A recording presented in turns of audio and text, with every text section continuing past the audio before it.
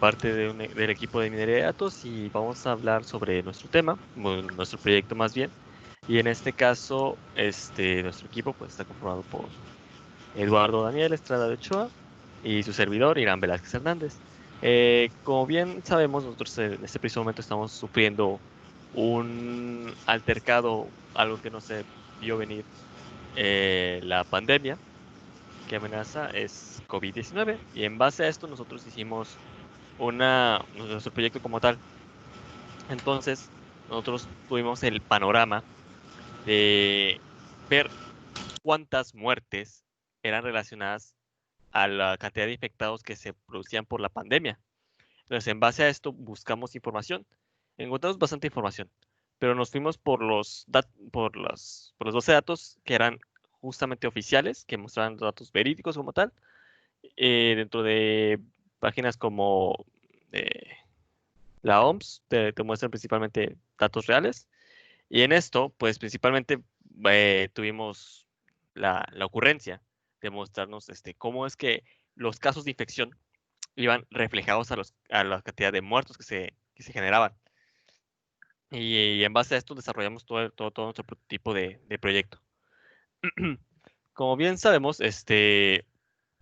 bueno, teníamos la inconformidad de que muchos datos, o sea, teníamos bastantes datos. Entonces, dentro de este proceso que realizamos, fue uno de ellos la limpieza de datos, porque es muy importante tener la menor cantidad de ruido para tener unos buenos resultados correctos. Entonces, en este momento del desarrollo del proyecto, nos dedicamos a limpiar toda la cantidad de datos que eran inútiles o que no eran importantes dentro de lo que nosotros estábamos buscando como tal.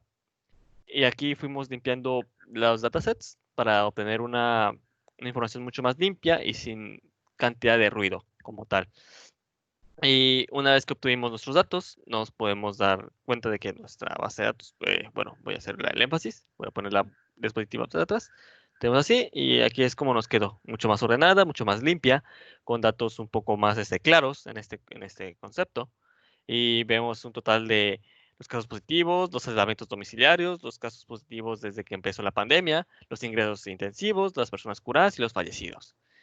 Entonces, en base a esto, nosotros realizamos lo que se puede ser nuestra motivación personal, bueno, nuestra motivación principal, que fue nuestra incógnita, era debido al caso de muertes con la relación con los pacientes infectados. Es decir, nosotros queríamos encontrar una relación de casos de muertes con pacientes infectados y cómo poder generar un algoritmo que pueda pretender un porcentaje de muertos en base a la cantidad de pacientes que se encuentran en un sitio como tal. Es decir, de acuerdo a la cantidad de infectados y de cómo son sus casos graves, que están en aislamiento, que si fueron desde mucho tiempo, tener una cifra exacta o más cercana a la cantidad de muertos que se va a reflejar en base a esa observación.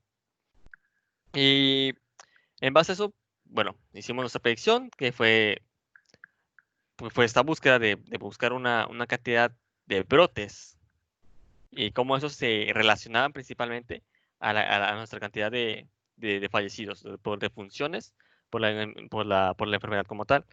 Esto era para estar preparados ante cualquier tipo de problema y para generar algo de que no se propague más, que no hayan más casos peligrosos, es decir, poder mantener un punto bastante más, se puede decir, de reacción rápida.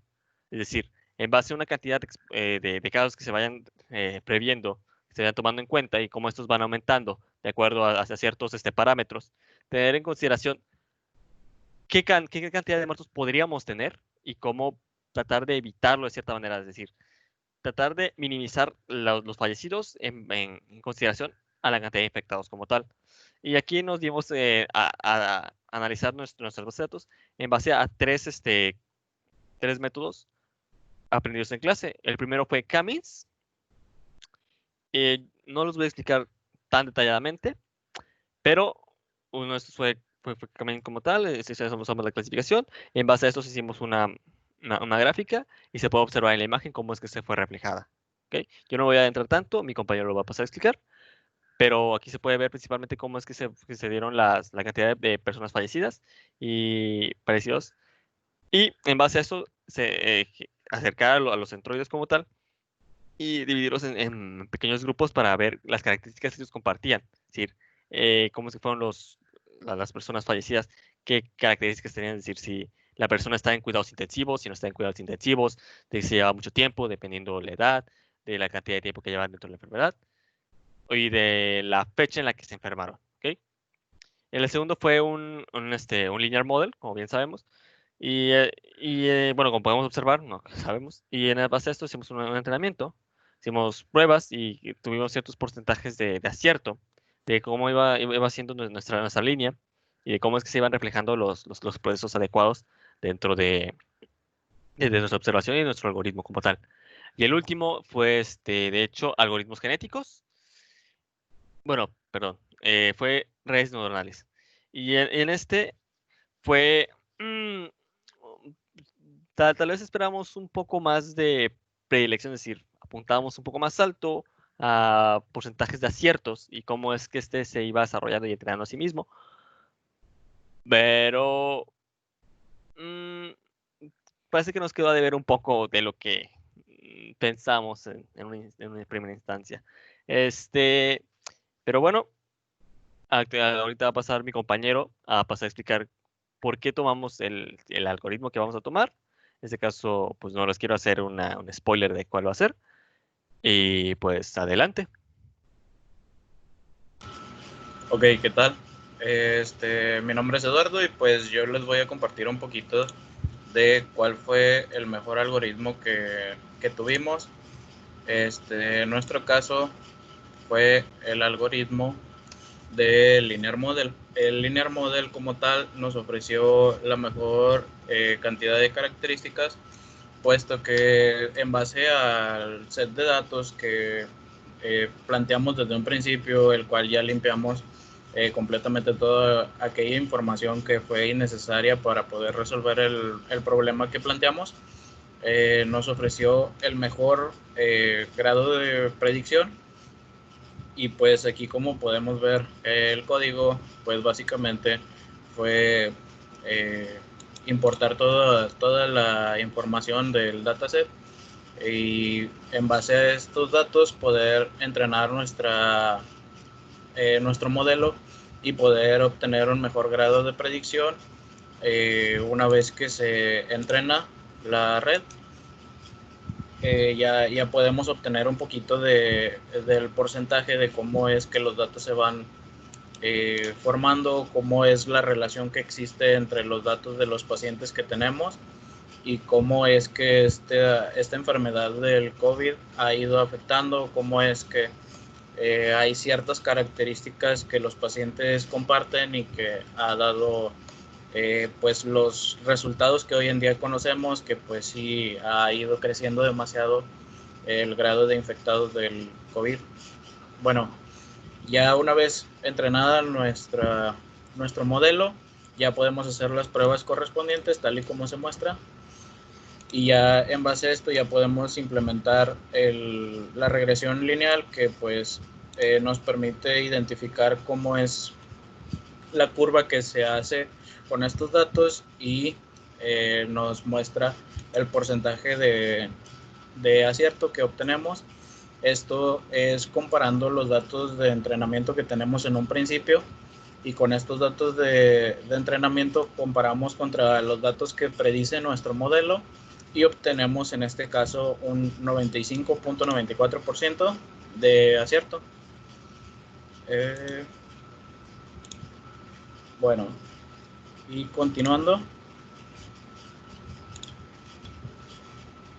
pues tenemos que efectivamente de los tres métodos que evaluamos, el K-means, el Linear Model y nuestra red neuronal, obtuvimos que el K-means, si bien nos ofreció una solución eficiente, no fue la mejor que pudimos obtener, pues como podemos observar aquí en esta comparativa, tenemos que el K-means nos ofreció un 94.3%, nuestro Linear Model nos ofreció la mejor respuesta con casi el 96% de predicción, y la red neuronal, pues como lo mencionó mi compañero, realmente nos estaba ofreciendo malas soluciones, o su porcentaje de predicción estaba cerca de entre el 50 y el 70% de predicción. O sea, realmente estaba bastante mal este modelo. Por lo tanto, eso fue lo que nos llevó a poder seleccionar el modelo de Linear Model.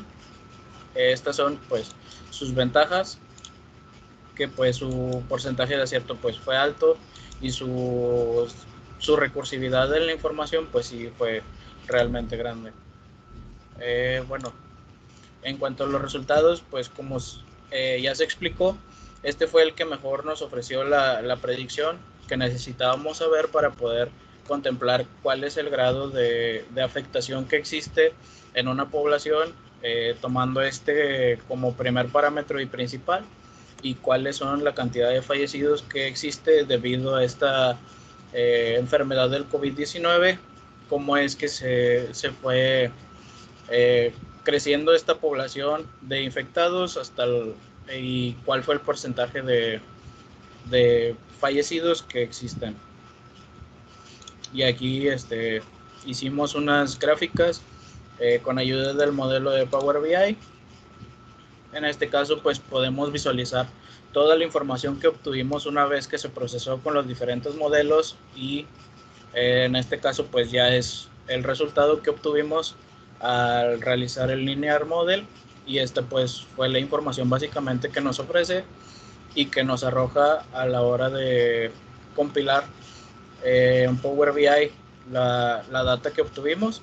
Esto pues básicamente son todas las gráficas respecto a los aspectos que son relevantes o que nosotros consideramos que son muy importantes para poder considerar a la hora de hacer una estadística más funcional respecto a la distribución que hay de población y el aspecto del COVID-19, cómo ha ido afectando.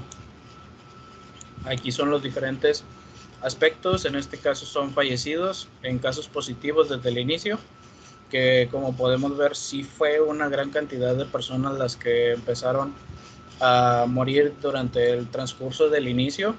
Estos datos fueron tomados desde el primer momento que se empezó a dar a conocer lo de la problemática o esta pandemia del COVID-19.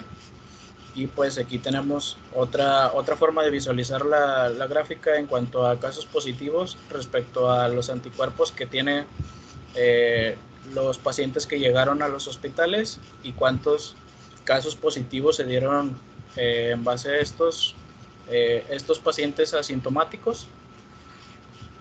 Y pues eso sería básicamente todos los datos que tenemos para compartirles respecto a la investigación que hicimos.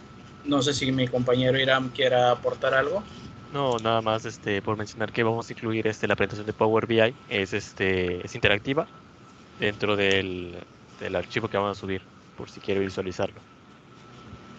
Y pues eso sería todo de nuestra parte. La conclusión a la que llegamos pues básicamente es que el Linear Model nos puede ofrecer una mayor predicción respecto a estos tres métodos que nosotros comparamos, y pues el Linear Model realmente fue algo que al principio nosotros no teníamos como considerado como que fuera el mejor. Nosotros esperábamos que quizá la red neuronal nos ofreciera un resultado mucho mayor del esperado, y sí, nos sorprendió bastante el Linear Model. Bueno, esto sería todo por parte de nuestro equipo. Agradecemos por su atención y pues muchas gracias. Hasta la próxima.